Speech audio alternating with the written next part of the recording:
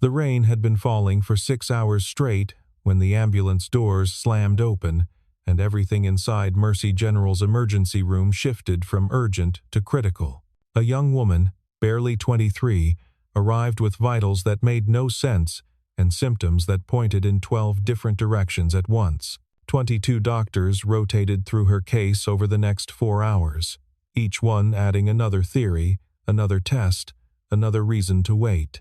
And somewhere in the back hallway, a maintenance technician named Nathan Brooks stood with a mop in one hand and a phone pressed to his ear, listening to his 7-year-old daughter ask when he was coming home.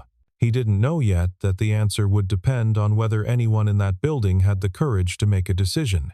The emergency room at Mercy General operated like a machine that night, precise and relentless. Each component moving in practiced synchronization.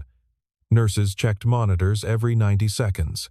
Residents shuffled between beds with clipboards pressed against their chests. Attending physicians huddled near the central station, their voices low and measured, discussing differential diagnoses with the detached calm of professionals who had seen everything.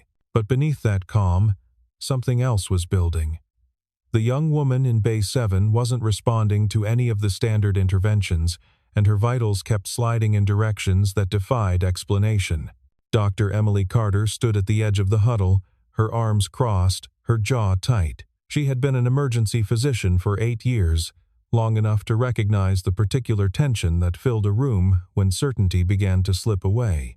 The patient's name was Sarah Hollister. She had been brought in by her roommate after collapsing in their apartment, and in the 4 hours since her arrival, she had become the subject of intense debate among every specialist Mercy General could summon.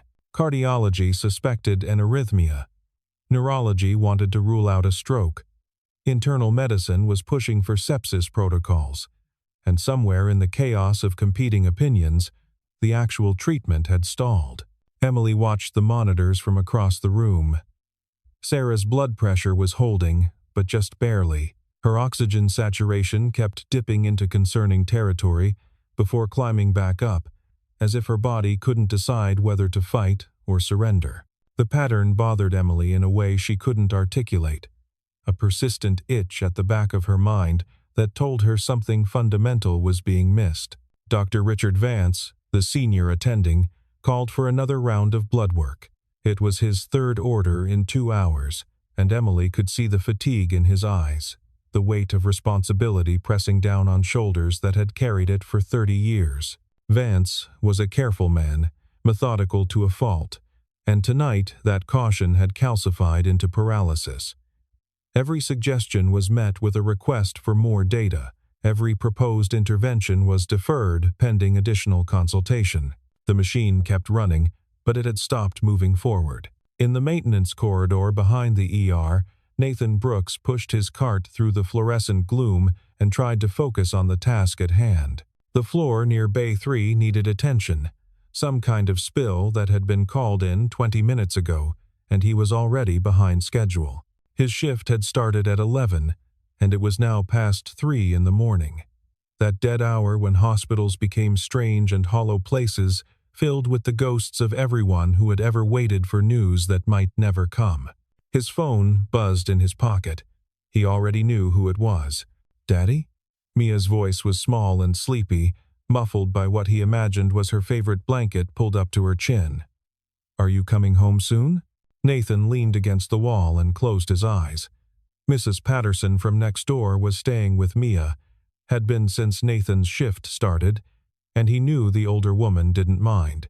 But Mia had been waking up in the middle of the night more often lately, reaching for a presence that was increasingly absent, and the guilt of it sat heavy in Nathan's chest. "Soon, sweetheart," he said, keeping his voice soft.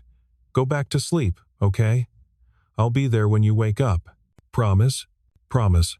He ended the call and stood there for a moment, letting the silence of the corridor settle around him. Through the wall, he could hear the muffled chaos of the ER, voices rising and falling in urgent conference, the beeping of monitors, the squeak of rubber soles on linoleum. It was a familiar symphony, one he had known intimately in another life, and the memory of it pulled at something deep inside him. He had been an EMT once, a good one, by most accounts, the kind who could read a scene in seconds, who could make decisions under pressure that others spent hours debating. But that was before the funeral, before the small hand that now reached for him in the darkness, needing something he wasn't sure he knew how to give. Nathan pushed off the wall and kept walking. The spill in Bay 3 wasn't going to clean itself, and he had learned a long time ago that keeping busy was the only way to silence the voices in his head. Nathan found the spill near Bay 3, a knocked-over cup of coffee that had spread across the linoleum in a dark, irregular stain. He positioned his mop and began working the liquid toward the drain, his movements automatic, his mind elsewhere.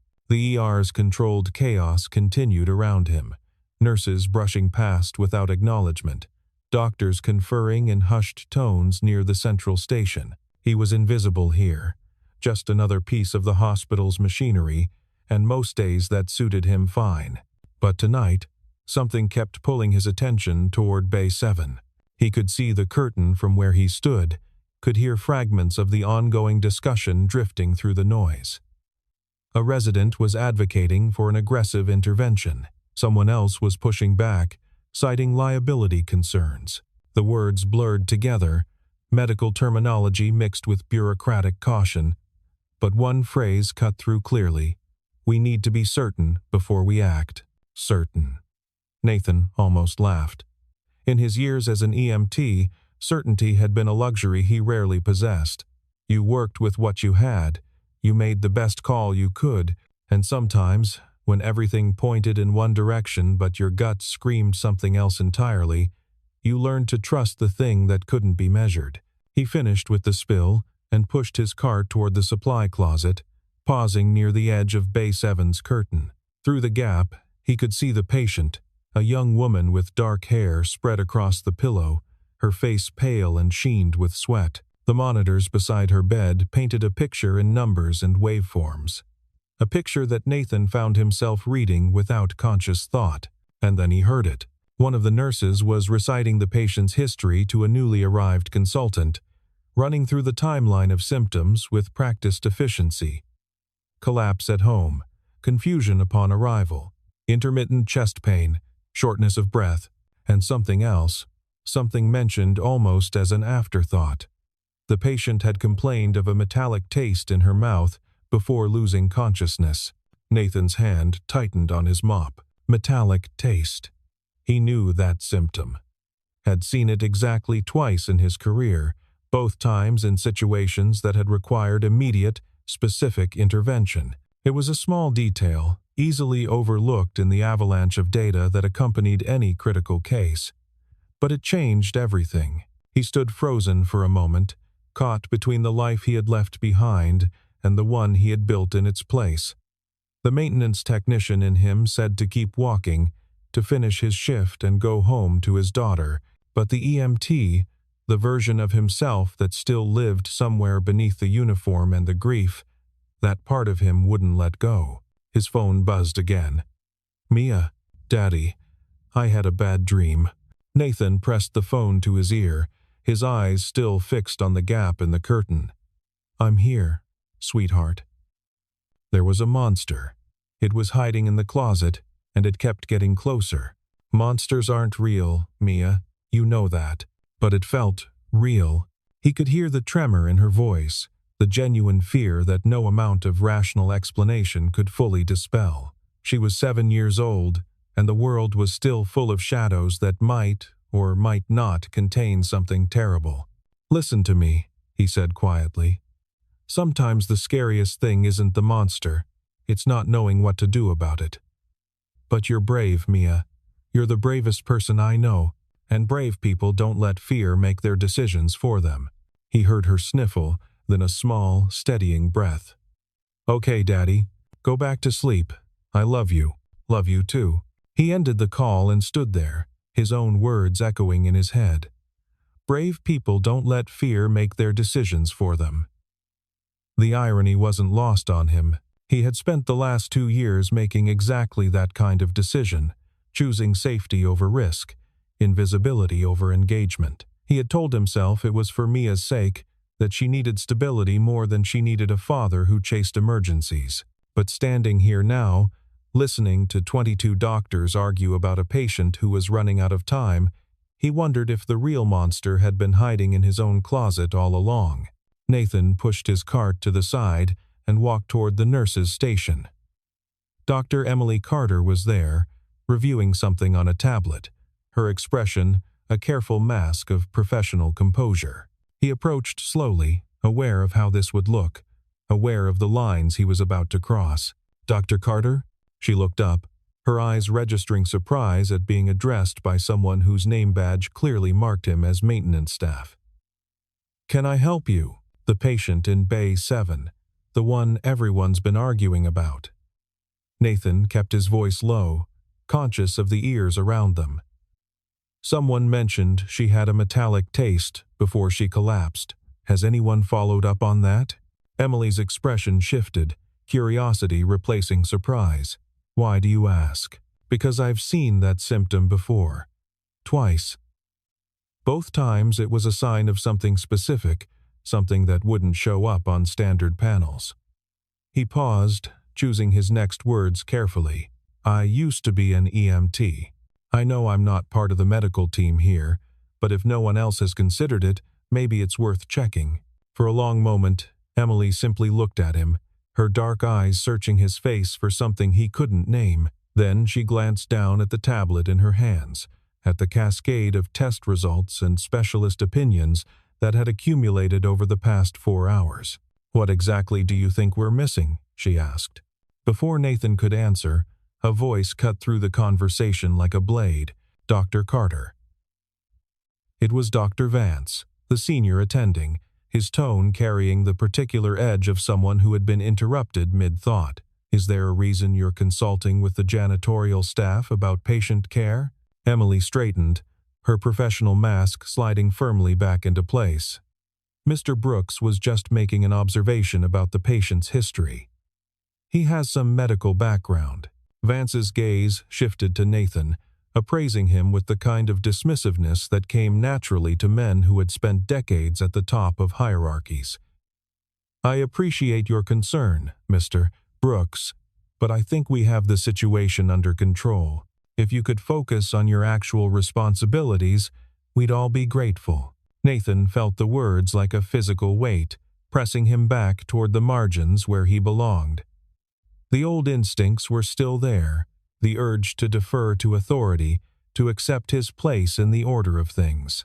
But so was the image of Mia reaching for him in the dark, and the young woman in Bay 7 whose monitors were telling a story that no one seemed willing to read. "With respect, Dr. Vance," Nathan said, his voice steady despite the hammering in his chest. "I'm not sure you do.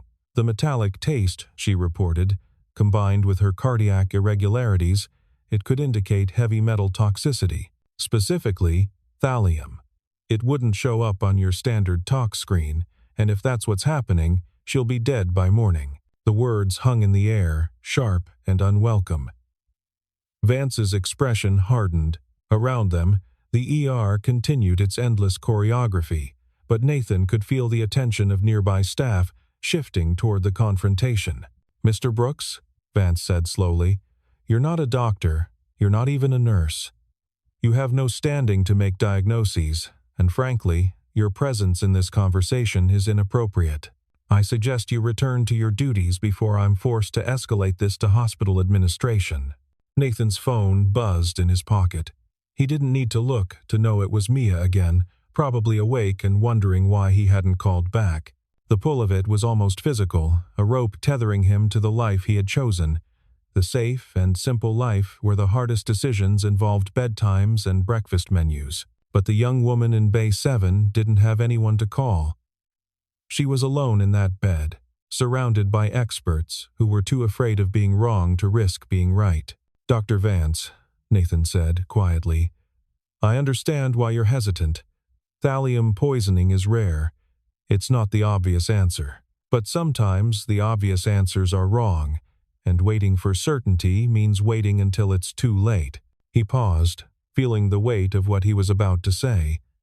"I'm not asking you to trust me. I'm asking you to consider the possibility that someone outside your system might see something you can't. That's all."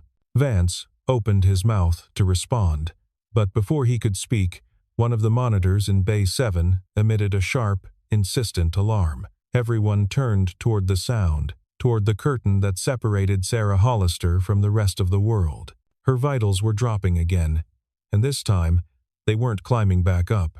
Emily Carter moved first. She crossed the distance to Bay 7 in seconds, pulling back the curtain to reveal Sarah Hollister's deteriorating form. The young woman's skin had taken on a grayish pallor, and her breathing had become shallow and labored. The cardiac monitor showed an erratic rhythm, spikes and valleys that painted a picture of a heart struggling to maintain its essential function.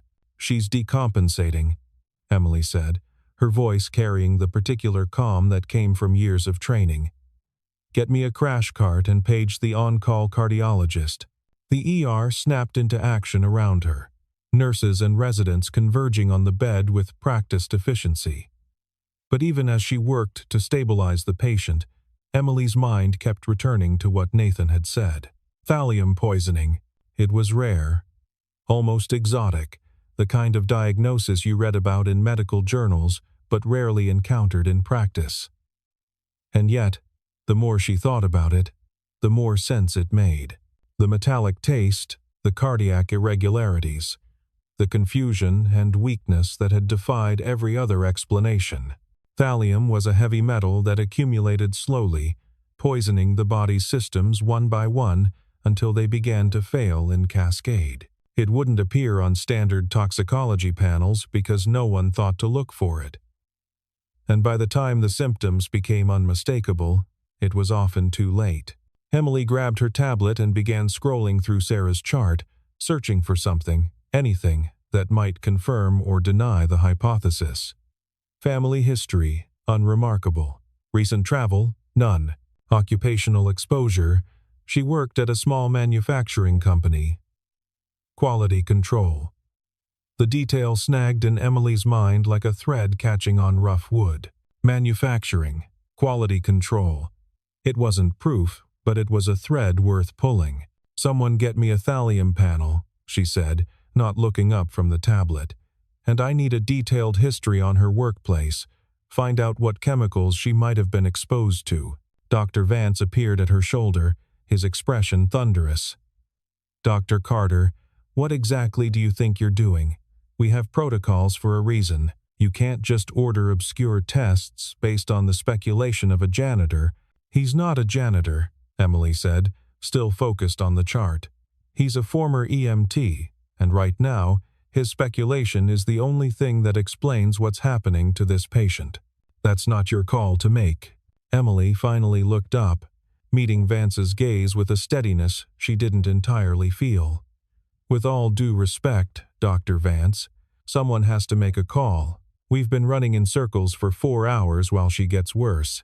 If there's even a chance that Mr. Brooks is right, we owe it to her to find out."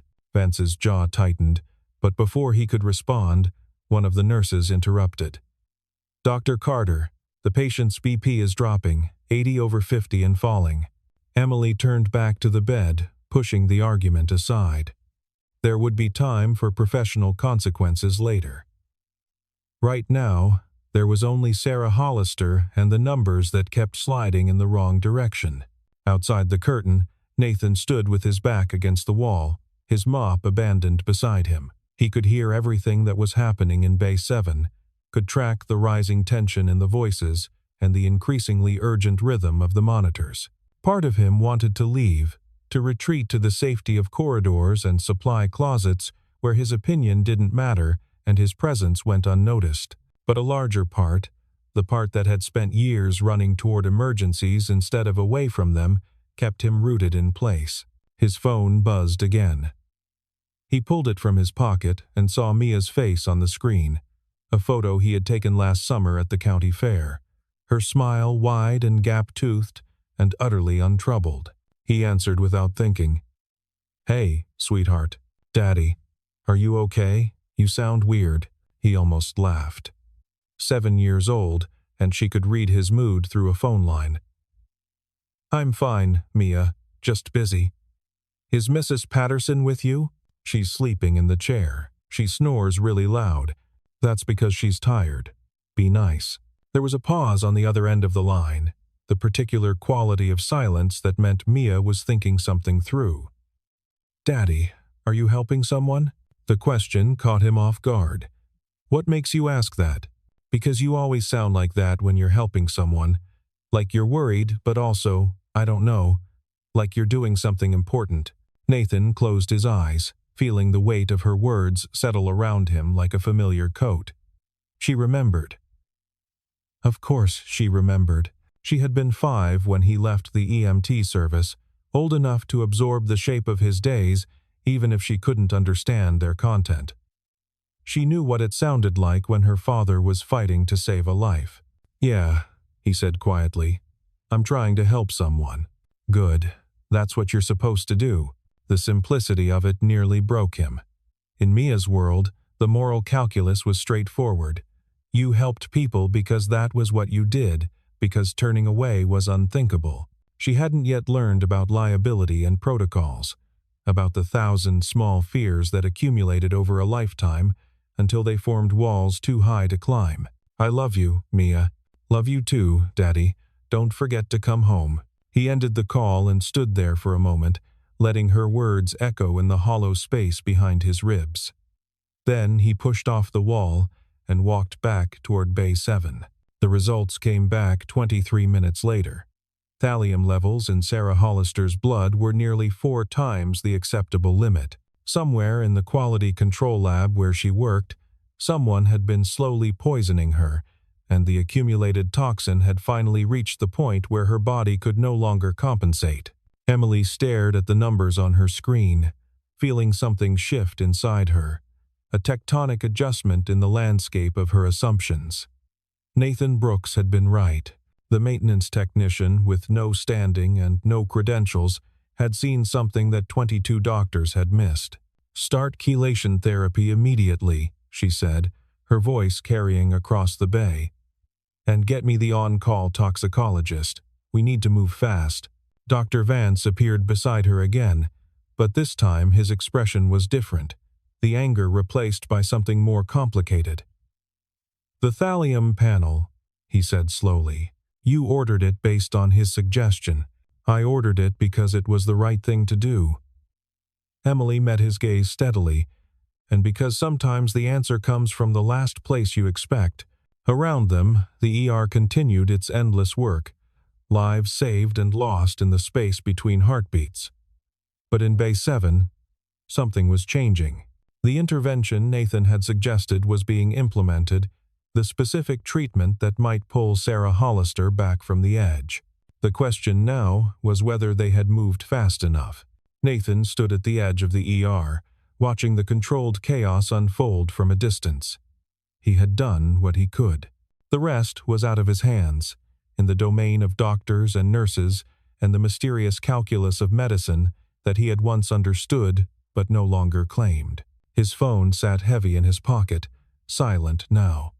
Mia was probably asleep again, dreaming of monsters that weren't real and fathers who always came home.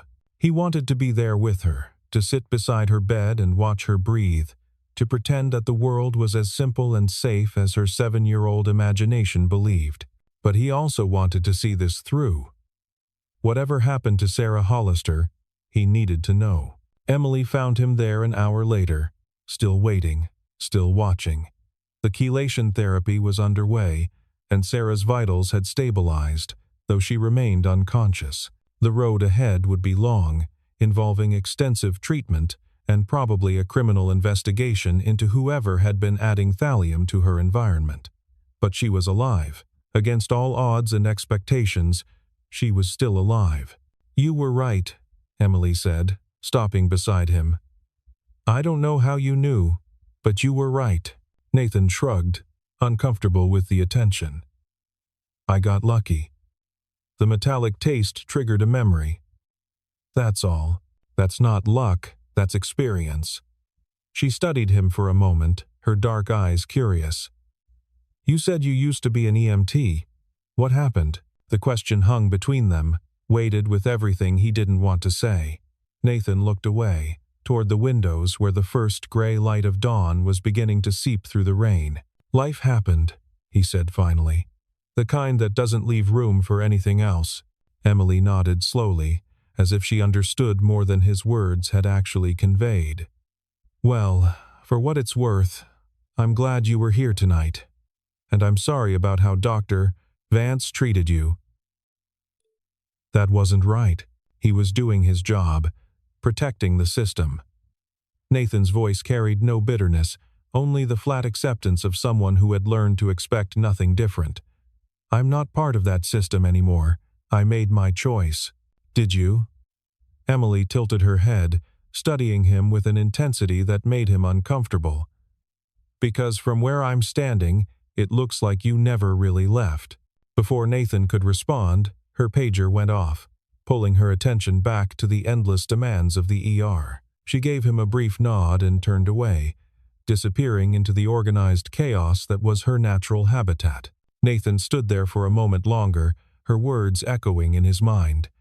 Then he picked up his mop and returned to work. The 6 minutes that followed the administration of chelation therapy were the longest of Nathan's life. He had returned to his duties, pushing his cart through the corridors with mechanical precision, but his attention remained fixed on Bay 7. Every alarm, every raised voice, every change in the ambient rhythm of the ER sent a spike of adrenaline through his system. He had done everything he could. The rest was beyond his control. But knowing that didn't make the waiting any easier. The ER had settled into an uneasy quiet, the kind that preceded either relief or disaster. Staff moved between beds with subdued efficiency, their voices low, their movements careful. The rain continued to fall outside, a steady percussion against the windows that seemed to mark the passage of time in a way that clocks could not. Nathan found himself near the supply closet again, close enough to Bay 7 to hear the monitors, but far enough to maintain the pretense of invisibility. His phone remained silent in his pocket. Mia was sleeping, Mrs. Patterson was snoring, and somewhere in the distance, a life hung in the balance. He thought about his wife, Claire. She had been a nurse at this very hospital, back when Nathan was still running toward emergencies instead of away from them. They had met in an ER, not unlike this one, during a mass casualty event that had pushed everyone past their limits. She had been calm in the chaos, a steady presence amid the screaming and the blood, and he had fallen in love with her before the night was over. They had married quickly, too quickly according to some, but neither of them had seen the point in waiting. Life was short and uncertain, and they had both seen too many people run out of time to waste any of their own. Mia had come along 2 years later, a small miracle with Claire's eyes and Nathan's stubborn streak, and for a while, everything had been exactly as it should be. Then Claire had gotten sick. The kind of sick that didn't get better, that only got worse until there was nothing left to lose.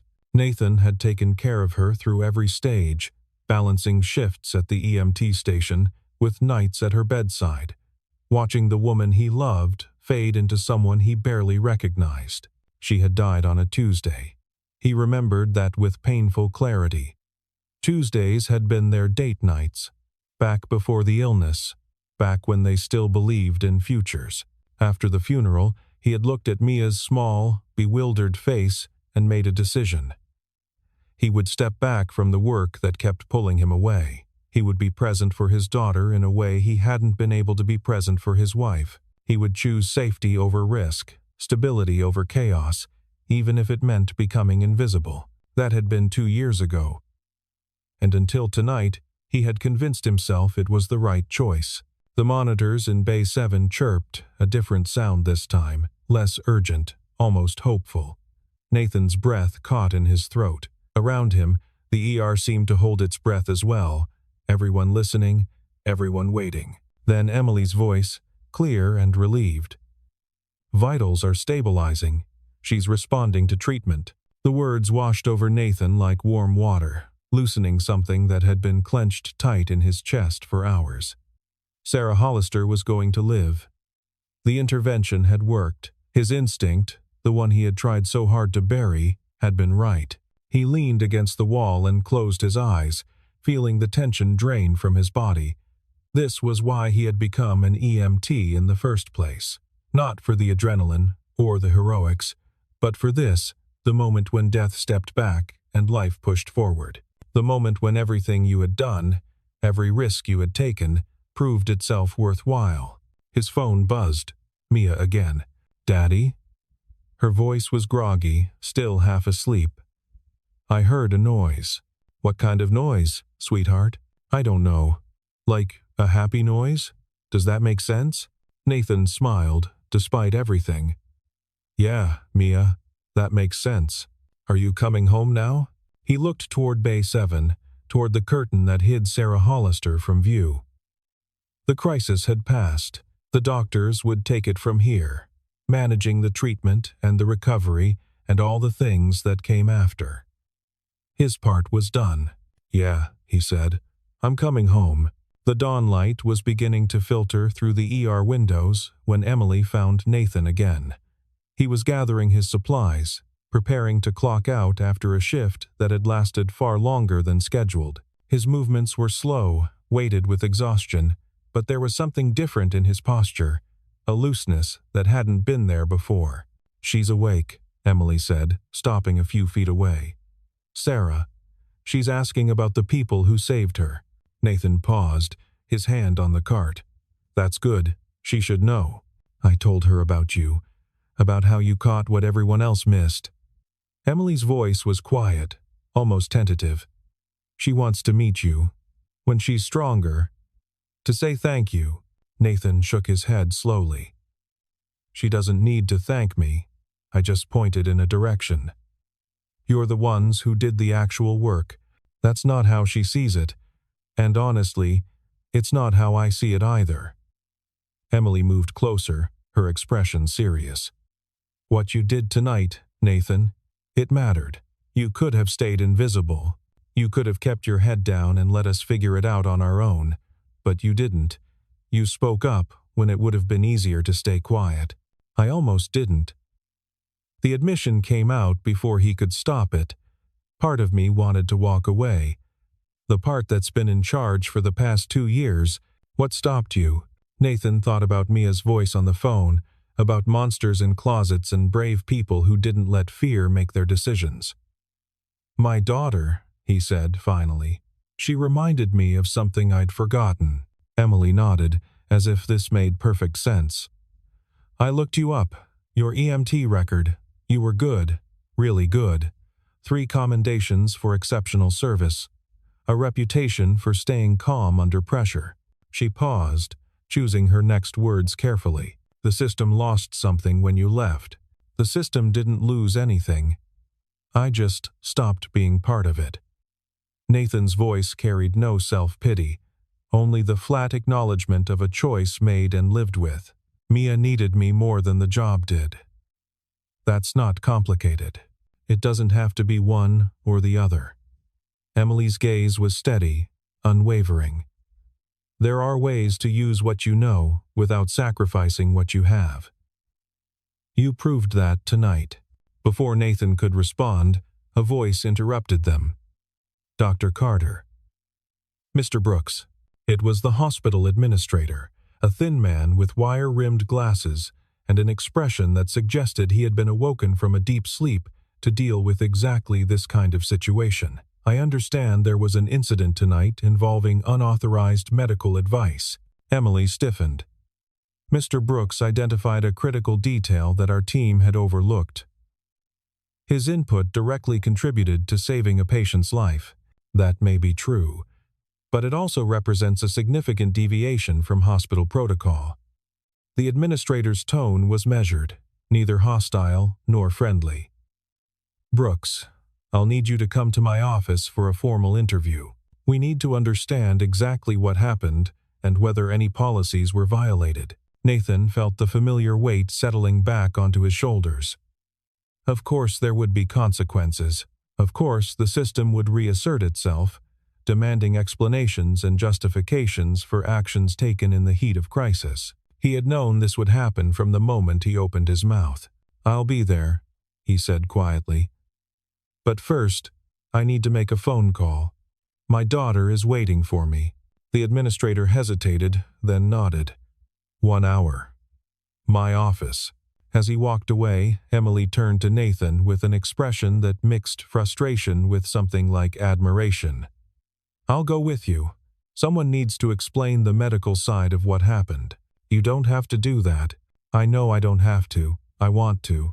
She met his eyes directly. What you did tonight took courage.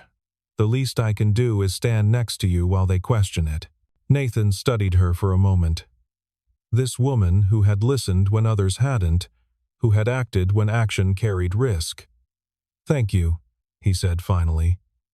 That means more than you know. He pulled out his phone and dialed home. Mia answered on the second ring, her voice bright and fully awake now, filled with the boundless energy of a child who had survived another night of imaginary monsters. Daddy, are you coming home? Mrs. Patterson is making pancakes. I'm coming, sweetheart, but I have one more thing to do first. It might take a little while. That's okay. I'll save you some pancakes. You do that. He smiled, feeling the warmth of her voice cutting through the exhaustion and the uncertainty. I love you, Mia. Love you too, Daddy. Hurry home. The interview lasted longer than Nathan expected. The administrator, whose name was Mr. Whitfield, asked detailed questions about Nathan's actions throughout the night, documenting everything in precise, bureaucratic language. Emily sat beside him, providing medical context and defending his intervention at every turn. By the time they emerged, the morning shift had already begun, and the ER was humming with a new set of emergencies. Dr. Vance was waiting in the hallway. His expression had shifted since the night before, the dismissiveness replaced by something more complex, perhaps respect, perhaps discomfort at having been wrong. Mr. Brooks, he said, his voice carefully neutral, I owe you an apology. I was wrong to dismiss your observation, and I was wrong about how I treated you. If you hadn't spoken up, Miss Hollister might not have survived the night. Nathan nodded slowly, accepting the words without celebration. You were doing what you thought was right. Protecting the patient, protecting the team. I understand that. That doesn't excuse it. Vance extended his hand, a gesture that clearly cost him something. Thank you. For not giving up when I told you to. Nathan shook the offered hand, feeling a strange sense of closure. It's what I was trained to do, even if I don't do it anymore. Vance released his grip and walked away, leaving Nathan standing in the corridor with Emily. The morning light streamed through the windows now, bright and warming, chasing away the shadows of the night. So what happens now? Nathan asked, glancing toward the administrator's office. Am I fired? Emily shook her head. No. Mr. Whitfield is recommending a commendation. He says your actions exemplify the kind of interdisciplinary collaboration the hospital wants to encourage. She allowed herself a small smile. I think he's mostly just relieved that we didn't lose a patient on his watch. Nathan absorbed this, feeling something he hadn't expected. Hope. It was a fragile thing, easily crushed, but it was there nonetheless. I should go home, he said. My daughter is waiting. Nathan. Emily stopped him with a hand on his arm. What I said before, about there being ways to use what you know without sacrificing what you have. I meant it. We have an EMT liaison position opening up next month. Training and consultation work. Regular hours. No emergency calls. She paused, letting the implications settle. It's not the same as what you used to do. But it might be a way back. Nathan looked at her for a long moment, weighing the offer against the life he had built. Mia's face floated in his mind, gap-toothed and trusting. She needed him. She would always need him. But maybe needing him didn't mean losing him to a job that consumed everything. I'll think about it, he said finally. That's all I can promise. Emily nodded, accepting this. Take your time. The position isn't going anywhere. Nathan walked out of Mercy General as the morning sun broke fully over the city.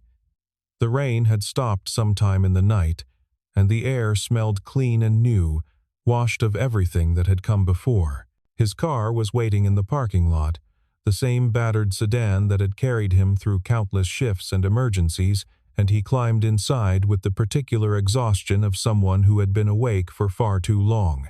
The drive home took 20 minutes. He used the time to let his mind empty, to release the tension that had accumulated over the past 12 hours. The city scrolled past outside his window, a landscape of ordinary people doing ordinary things, unaware of the small dramas that played out every night in the rooms they passed. Mia was waiting on the porch when he pulled into the driveway. She launched herself at him the moment he opened the car door, her small arms wrapping around his waist with a strength that always surprised him. "You came back," she said, her voice muffled against his chest. "I always come back." He knelt down to meet her eyes, brushing a strand of hair from her face. "That's what daddies do. Did you help the person, the one you were worried about?" Nathan thought about Sarah Hollister, awake now and asking about the people who had saved her. He thought about Emily's offer, about the possibility of a future that included both presence and purpose. He thought about Claire, and how proud she would be of the daughter she had left behind. "Yeah," he said softly, "I helped her." Mia's face broke into a smile, the same smile that reminded him every day why he had made the choices he made. "Good. Now come inside. Mrs. Patterson really did save you pancakes." Nathan laughed, the first genuine laugh he had managed in what felt like days.